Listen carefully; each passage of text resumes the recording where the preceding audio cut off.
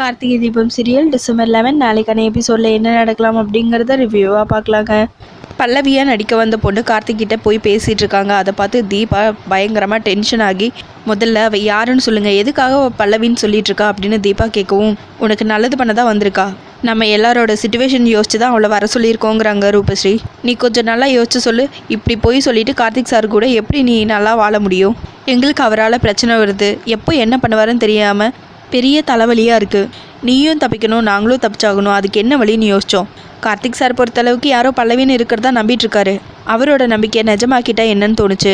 அதான் இப்போ நீ பார்த்த பல்லவி. இப்போ அவள் வந்ததால் உனக்கு எந்த நஷ்டமும் இல்லை. இனிமேல் நீ பல்லவியாக கார்த்திக் சார்கிட்ட பேசி நடிக்க வேண்டிய அவசியமே இல்லை. நீ தீபாவா மட்டுமே அவர் கூட வாழலாம் அப்படின்னு ரூபஸ்ரீ சொல்லிட்டு இருக்க. என்ன பேசிகிட்டு இருக்கீங்க நீங்கள்? கார்த்திக் சார் பல்லவியை நம்பி சிதம்பரம்னு ஒருத்தர்கிட்ட பெரிய சேலஞ்சே பண்ணியிருக்காரு. இப்போ அந்த பொண்ணை கூட்டிகிட்டு வந்து பல்லவின்னு சொல்லி வச்சுருக்கீங்க. கார்த்திக் சார் அந்த சேலஞ்சில் ஜெயிச்சே ஆகணும். நீங்கள் இப்போ பண்ணி வச்சுருக்கிற வேலையால் புதுசாக ஒரு குழப்பந்தான் வரப்போகுதுங்கிறாங்க தீபா.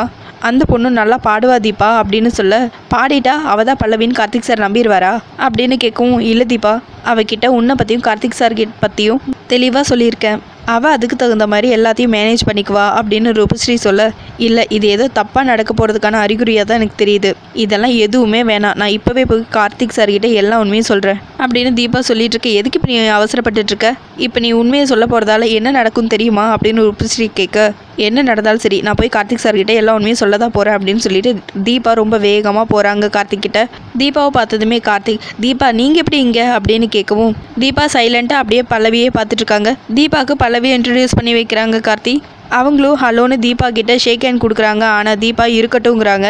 தீபா என்ன இது, அவங்க கை கொடுக்குறாங்க, நீங்கள் எப்படி பண்ணுறீங்க அப்படின்னு கார்த்திக் கேட்கவும், ஃப்ராடுகிட்ட எல்லாம் மேனஸ் பார்க்கணுமா சார் அப்படின்னு தீபா கேட்கவும், பல்லவியாக வந்திருக்கிற அந்த பொண்ணு திருன்னு முழிக்க ஆரம்பிச்சிருது. உடனே, ஏய் நீ பல்லவியா அப்படின்னு தீபா கேட்க, அவங்க சைலண்ட்டாகவே இருக்காங்க. இவங்க பல்லவி இல்லை சார், ரூபஸ்ரீ செட் பண்ண ஃப்ராட் இவங்க.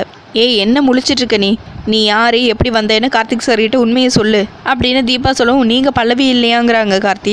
சாரி சார், நான் பணத்துக்காக பல்லவியாக நடிக்க வந்தேன் அப்படின்னு அந்த பொண்ணு சொல்ல, என்ன நடிக்க வந்தீங்களா உங்களை அப்படின்னு கார்த்திக் சொல்லவும், எதுவாக இருந்தாலும் நீங்கள் ரூபஸ்ரீ கிட்ட கேட்டுக்கோங்க, நான் வரேன்னு சொல்லிட்டு அங்கேருந்து அந்த பொண்ணு கிளம்பிடுறாங்க. தீபா, அந்த பொண்ணு பல்லவி இல்லைன்னு உங்களுக்கு எப்படி தெரியும்? உங்களுக்கு பல்லவி தெரியுமா, பார்த்துருக்கீங்களா? தீபா, ஆளாளுக்கு வந்து விளையாண்டுட்டு இருக்கீங்களா? எனக்கு இப்போ தெரிஞ்சாகணும், உனக்கு எப்படி பல்லவி தெரியும் சொல்லுங்க அப்படின்னு கேட்கவும், சாருங்கிறாங்க தீபா. என் பொறுமைக்கு ஒரு எல்லை இருக்குங்க, சொல்லுங்க பல்லவி யாரு அப்படின்னு கார்த்திக் கேட்க, பல்லவி யாருன்னு சொல்லுங்க அப்படின்னு கார்த்திக் கேட்கவும், அப்படி ஒரு ஆளே இல்லைங்கிறாங்க தீபா. புரியலன்னு சொல்லவும், ஆமாம் சார், நான் தான் உங்ககிட்ட பல்லவியாக நடிச்சிட்டு இருந்தேன், நீங்கள் ரசிக்கிற குரல் என்னோடது தான் அப்படின்னு தீபா சொல்லவும், கார்த்திக் அப்படியே நடந்த விஷயங்களெல்லாம் ஒவ்வொன்றா யோசிச்சு பார்க்குறாங்க. தீபா அவங்க ஊரில் பாடும்போது கார்த்திக் பின்னாடி போய் ஸ்டேஜ் கிட்ட பார்த்தது, அங்கே ஒயர் கட்டாயி கிடந்தது, அதை போய் கார்த்திக் எடுத்து பார்த்ததும் தீபா அந்த பக்கமாக ஓடினது, திரும்ப ரூபஸ்ரீ பல்லவியாக நடிக்க சொன்னது, ஃபோனை கொடுத்தது, இப்படி எல்லாத்தையும் தீபா கார்த்திகிட்ட சொல்லவும் கார்த்தி பயங்கரமாக டென்ஷன் ஆகி அப்படியே நின்றுட்டுருக்காங்க. சாரி சார், என்னோட சிச்சுவேஷன் அப்படின்னு தீபா சொல்லவும், நிறுத்துங்க, என்ன சாரி, துரோகி, நீ எல்லாம் நம்பிக்கை துரோகி, பேசாத அப்படின்னு கார்த்திக் சொல்லியிருக்கோம். Sir please sir, sorry sir, நான் சொல்கிறது கொஞ்சம் கேளுங்கிறாங்க தீபா. தயவு செஞ்சு இங்கேருந்து போயிடு, இனிமேல் நீ என் லைஃப்லேயே இருக்கக்கூடாது அப்படின்னு சொல்லிட்டு கார்த்திக் அங்கேருந்து போயிடுறாங்க. பின்னாடியே தீபாவும் ஓடுறாங்க. நீ போய் உண்மையை சொன்னீன்னா இந்த மாதிரி தான் நடக்கும் அப்படின்னு ரூபஸ்ரீ தீபா கிட்ட சொல்லிட்டு இருக்காங்க. சொல்ல போனால் இன்னும் அதிகமாக கூட நடக்கும், ஏன்னா நீ பண்ணிட்டு இருக்கிற வேலை அப்படி, நாங்கள் பண்ணது கூட ஏதோ பழப்புக்காக பண்ணிகிட்ருக்கோன்னு சொல்லி கார்த்திக் சார் ஈஸியாக எடுத்துகிட்டு போயிடுவார். ஆனால் நீ அப்படி இல்லை, உன்னை அப்படி ஈஸியாக எடுத்துப்பாருன்னு நீ கற்பனையில் கூட நினச்சிட்டு இருக்காத. எவ்வளோ ஒருத்தி வந்து பல்லவியாக நடிக்கிறதுக்கும் கட்டின புருஷனை ஏமாற்றி நீ பல்லவியாக நடிக்கிறதுக்கும் வித்தியாசம் இருக்குல்ல. உன்னை மன்னிக்கவே மாட்டார். நீ பண்ணது நிச்சயமாக துரோகமாக தான் தெரியும். என்ன நீ போய் சொல்கிறியா? சொன்னேன்னு வை, உன்னோட வாழ்க்கையை நீயே கேள்விக்குறியாக்கிறதுக்கு அஸ்திவாரம் போடுறன்னு அர்த்தம், சரியா? இதெல்லாம் வேணான்னு யோசிச்சு தான் இந்த பொண்ணை கொண்டு வந்திருக்கோம். யாருக்குமே பிரச்சனை வராமல் இருக்கணும்னா நீ தான் பல்லவியாக நடிச்சேங்கிற விஷயம் கார்த்திக் சாருக்கு தெரியாமல் இருக்கிறது தான் ஒரே வழி அப்படின்னு ரூபஸ்ரீ தீபா கிட்ட சொல்லிட்டு இருக்காங்க. நீங்கள் ஸ்டுடியோவில் வந்து பாடுவீங்களா அப்படின்னு கார்த்திக்கும், கண்டிப்பாக என்னோட வார்த்தையை நிச்சயம் காப்பாற்றுவேங்கிறாங்க அந்த பொண்ணு. இவ்வளோ நேரம் நான் உங்ககிட்ட பேசினதில் உங்கள் ஃபேமிலி சிச்சுவேஷனுக்காக தான் நீங்கள் இப்படி பண்ணியிருக்கீங்கன்னு நல்லாவே தெரிய வருது. நீங்கள் எனக்காக வந்து பாடுங்க, உங்களோட வீட்டு ப்ராப்ளம் எல்லாமே சால்வ் ஆகிடும், உங்களுக்கு ஒரு நல்ல ரெமினேஷனை ஃபர்ஸ்ட் ஆல்பம்லேயே நான் தரேன் அப்படின்னு கார்த்திக் சொல்லவும், சார் அதெல்லாம் வேணாம் சார், என்னோட குரலுக்கு ஒரு அங்கீகாரம் கிடைக்கணும், நீங்கள் இப்படி ஒரு ஆப்பர்ச்சுனிட்டியை ஏற்படுத்தி கொடுத்ததே பெரிய விஷயம் சார், நான் உங்ககிட்ட காசு வாங்க மாட்டேன் அப்படின்னு அவங்க சொல்ல, அதுக்காக உங்கள் திறமையை நான் ஃப்ரீயாக பயன்படுத்திக்க முடியாதுல்ல, பிஸ்னஸ் எத்திக்ஸ்னு ஒன்று இருக்குல்ல, எனக்கு லாபம் வர மாதிரி தான் நான் பிளான் போடுவேன், உங்களுக்கும் நியாயமாக கிடைக்க வேண்டிய ரெமினேஷனை நான் கொடுக்குறேன் அப்படின்னு கார்த்திக் சொல்லவும் உங்கள் இஷ்டங்கிறாங்க அந்த பொண்ணு. நீ ரொம்ப குழம்பிக்காத தீபா, நீ கொஞ்சம் ரிலாக்ஸ் ஆகிருங்கிறாங்க ரூபஸ்ரீ. இந்த பொண்ணு இன்னும் கொஞ்ச நாளில் ஏதாவது பர்சனல் ரீசன் சொல்லி மொத்தமாக கிளம்பி போயிடுவா. அதுக்கப்புறம் கார்த்திக்கும் இந்த பல்லவி மேட்ரு அதோட விட்டுருவாரு. நீயும் நிம்மதியாக கார்த்திக் சார் கூட வாழலாம் அப்படின்னு ரூபஸ்ரீ தீபா கிட்ட சொல்லிட்டு இருக்க. தீபா அப்படியே சைலண்ட்டாக நின்றுட்டு இருக்காங்க. சரிங்க, அப்போ நான் கிளம்புறேன், உங்களுக்கு ரெக்கார்டிங் டீட்டெயில்ஸ் எல்லாம் நான் உங்களுக்கு அனுப்புகிறேன், நீங்கள் அப்போ வந்துடுங்க அப்படின்னு கார்த்திக் சொல்லவும் சரிங்கிறாங்க. சரி நீங்கள் சென்னையா அப்படின்னு கார்த்திக் கேட்க, நான் சென்னை இல்லை சார், ஆற்காடு பக்கம் சின்ன வில்லேஜ் அப்படின்னு அவங்க சொல்லவும் எப்படி போவீங்கங்கிறாங்க கார்த்தி. பஸ்ஸில் தான் சார், ப்ளீஸ் சார் எனக்கு ஒரு ஹெல்ப் பண்ண முடியுமா, நீங்கள் பஸ் ஸ்டாண்ட் வரைக்கும் என்ன ட்ராப் பண்ண முடியுமா அப்படின்னு அவங்க கேட்க கார்த்திக்கும் ஷியோர் அப்படின்னு சொல்லிட்டு அவங்கள கூட்டிகிட்டு போகிறாங்க. இன்னொரு பக்கம் தீபா அழுதுட்ருக்காங்க. எதுக்கு தீபா அழற, ஒரு பெரிய பிரச்சனை நல்லபடியாக முடிஞ்சதுன்னு ரிலாக்ஸாரு அப்படின்னு ரூபஸ்ரீ சொல்லவும் நிம்மதியா அப்படின்னு தீபா சிரிச்சுக்கிட்டே அழறாங்க. கரெக்டாக கார்த்திக்கும் அந்த பொண்ணும் வந்துட்டுருக்காங்க. தீபா நீ டென்ஷன் ஆகாத, நான் போய் அவங்ககிட்ட என்னன்னு கேட்டு வரேன் அப்படின்ட்டு அவங்க கிட்ட போகிறாங்க ரூபஸ்ரீ. கார்த்தி இவங்களை பார்த்ததுமே நீங்கள் இன்னும் கிளம்பலையா அப்படின்னு கேட்கவும் இல்லை சார், ஏதாவது டவுட் இருந்தால் என்னை கூப்பிடுவீங்கன்னு நினச்சேன், அதனால தான் இவ்வளோ நேரம் வெயிட் பண்ணிட்டு இருந்தேன், நீங்கள் எல்லாத்தையும் பேசிட்டீங்களா அப்படின்னு ரூபஸ்ரீ கேட்கவும் ஆனால் பேசிட்டேங்கிறாங்க கார்த்தி. அவங்க பஸ் ஸ்டாப்பில் ட்ராப் பண்ண சொன்னாங்க அப்படின்னு கார்த்திக் சொல்லவும் சரிங்கிறாங்க ரூபஸ்ரீ.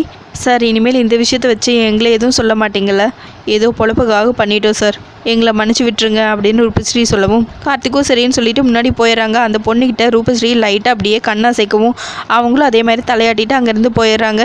என்ன மேடம் இது, அந்த பொண்ணு கார்த்திக் சார் கூட எங்கே போகிறா, என்னால் இதெல்லாம் பார்த்துட்டு சகிச்சுட்டு இருக்க முடியல அப்படின்னு தீபா சொல்லவும் அவள் பஸ் ஸ்டாப்பில் ட்ராப் பண்ண சொன்னாலாம், அவரும் ட்ராப் பண்ணிட்டு போயிடுவார், நீ தேவையில்லாமல் யோசிச்சு டென்ஷன் ஆகாமல் வீட்டுக்கு கிளம்புங்கிறாங்க. தீபாவும் அங்கேருந்து கிளம்பிடுறாங்க. அதுக்கப்புறம் ஐஸ்வர்யா அப்படியே வராங்க தீபாவை பார்த்துக்கிட்டே.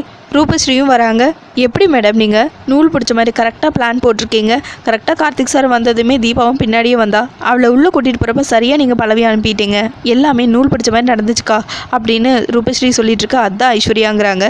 ஆமாம், யார் இந்த பல்லவி, நம்ம உருவாக்குன கற்பனை கேரக்டருக்கு அளவெடுத்து தைச்ச மாதிரி பெர்ஃபார்மன்ஸ் போட்டு அசத்திட்டா, எங்கிறது பிடிச்சிங்க அப்படின்னு கேட்கவும் நான் எங்கிறது பிடிச்சேன், பல்லவி ட்ராமா பற்றி சிதம்பரத்துக்கிட்ட நான் டிஸ்கஸ் பண்ணிட்டு இருந்தேன், பாட தெரியணும் நடிக்கவும் தெரியணும், அப்படி ஒரு காம்போ பேக்கேஜாக ஒரு பொண்ணை தேடிட்டு இருக்கேன்னு சொன்னேன், சிதம்பரம் தான் இவங்களோட அட்ரஸ் கொடுத்து பார்க்க சொல்லி சொன்னார் அப்படின்னு ஐஸ்வர்யா சொல்லிட்டு இருக்கா. அதுக்கப்புறம் ஃப்ளாஷ்பேக் போயிடுறாங்க.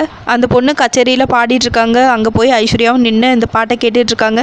பாட்டெல்லாம் பாடி முடிச்சதும் அவங்க கீழே இறங்கி வராங்க ஸ்டேஜ்லேருந்து. அப்போ ஐஸ்வர்யா போய் அவங்கள மீட் பண்ணி ஸ்வேதா சிதம்பரம் தான் உங்களை பார்க்கறதுக்காக அனுப்பி வச்சாங்க அப்படின்னு ஐஸ்வர்யா சொல்லவும் ஓ சிதம்பரம் தான் அனுப்புனாரா, அவர் சொல்லி தான் இந்த கச்சேரி கூட புக் ஆச்சு, எங்களுக்கு அடுத்தடுத்த கச்சேரி அவர் மூலியமாகவே வருது அப்படின்னு ஸ்வேதா சொல்லவும் ஆமாம் இது ஒரு ஸ்பெஷல் கச்சேரி, பாட்டு மட்டும் இல்லாமல் நடிக்கவும் வேணும், சிதம்பரத்துக்கிட்ட கார்த்திக்னு ஒருத்தர் சவால் விட்டு வைரல் ஆனது கேள்விப்பட்டிருப்பியே அப்படின்னு ஐஸ்வர்யா சொல்லுவோம். ஆமாம் அது கூட இப்போ ட்ரெண்டிங்காக இருக்கேங்கிறாங்க ஸ்வேதா, அதை பற்றி தான் பேச வந்தேன், கார்த்திக்கை தோக்கடிக்கணும், அதுக்காக நீ பல்லவியாக நடிக்கணும் அப்படின்னு சொல்லிட்டு ஒரு பிளானை சொல்கிறாங்க ஐஸ்வர்யா. அந்த பொண்ணும் அதெல்லாமே கேட்டுக்கிறாங்க. உனக்கு சிங்கிள் பேமெண்ட்டாக எல்லாமே வந்து சேரும் அப்படின்னு ஐஸ்வர்யா சொல்லவும் எல்லாமே ஓகே தான், ஆனால் கடைசி வரைக்கும் நான் பாடுறதுக்கான வாய்ப்பே இல்லையே, அதுக்கு ஏன் என்ன சூஸ் பண்ணுறீங்க, அதுக்கு நீங்கள் ப்ரொஃபஷ்னலாக நடிக்கிறவங்களே நீங்கள் சூஸ் பண்ணியிருக்கலாமே அப்படின்னு அவங்க கேட்கவும் பல்லவி யார் என்னன்னு கார்த்திக் தெரியாது, ஸோ கார்த்திக்கு ஜஸ்ட் இந்த ட்ராமாவை டவுட் வராமல் பண்ணால் போதும், ஆனால் தீபாவுக்கு பல்லவின்னு ஒருத்தவங்க இல்லைன்னு தெரியும், கண்ணுக்கு எதிரில் நீ நடிச்சிட்டு இருக்கிறத பார்த்தா அவள் சும்மா இருக்க மாட்டா, அவளை ஆஃப் பண்ணுறது தான் இதில் இருக்கிற பெரிய சவாலே, தீபாவை பொறுத்த வரைக்கும் இந்த பல்லவி ட்ராமாவுக்கு ஒரு ஃபுல் ஸ்டாப் வைக்கணும், அதே சமயத்தில் கார்த்திக் சிதம்பரத்துக்கிட்ட விட்ட சவாலையும் ஜெயிக்கணும்னு நினைப்பா, அப்போ பல்லவியை வரவ நல்லா பாடினா தானே தீபாவை கன்வின்ஸ் பண்ண முடியும், நான் பாடாட்டியும் இந்த பொண்ணு பாடினாலும் கார்த்திக் சவாலில் ஜெயிச்சிருவாருன்னு அவளுக்கு ஒரு நம்பிக்கையை கொண்டு வரணும், அதுக்கு தான் உன்னை சூஸ் பண்ணியிருக்கேன் அப்படின்னு ஐஸ்வர்யா சொல்லவும் தீபா கன்வின்ஸ் ஆவாங்களாங்கிறாங்க ஸ்வேதா. அவள் கன்வின்ஸ் ஆகிற மாதிரி உன்னோட பெர்ஃபார்மன்ஸ் இருக்கணும், அதுதான் உனக்கு இருக்கிற பெரிய சவாலே, உன்னால் இந்த டாஸ்க் எடுத்து பண்ண முடியுமா அப்படின்னு ஐஸ்வர்யா கேட்கவும் சிங்கிள் பேமெண்ட்டாக செட்டில்மெண்ட் பண்ணுறேன்னு சொன்னீங்க, அது கன்ஃபார்ம் தானே அப்படின்னு ஸ்வேதா கேட்கவும் டவுட் இருந்தால் சிதம்பரத்துக்கிட்டே கேட்டுக்கோங்கிறாங்க ஐஸ்வர்யா. இல்லை நான் உங்களை நம்புகிறேன், இந்த சேலஞ்சை நான் அக்செப்ட் பண்ணிக்கிறேன் அப்படின்னு ஸ்வேதா சொன்னது எல்லாத்தையும் ஐஸ்வர்யா அப்படியே ரூபஸ்ரீ கிட்ட சொல்லிட்டு இருக்காங்க. இன்னொரு பக்கம் தீபா ரொம்பவே ஃபீல் பண்ணிட்டு அழுதுட்டு ஆட்டோவில் போயிட்டுருக்காங்க வீட்டுக்கு. அதோட எபிசோட முடிச்சிருக்காங்க. உங்களுக்கு இந்த வீடியோ பிடிச்சிருந்தா லைக் அண்ட் சப்ஸ்கிரைப் பண்ணி நம்ம சேனல் சப்போர்ட் பண்ணுங்கள். தேங்க்யூ.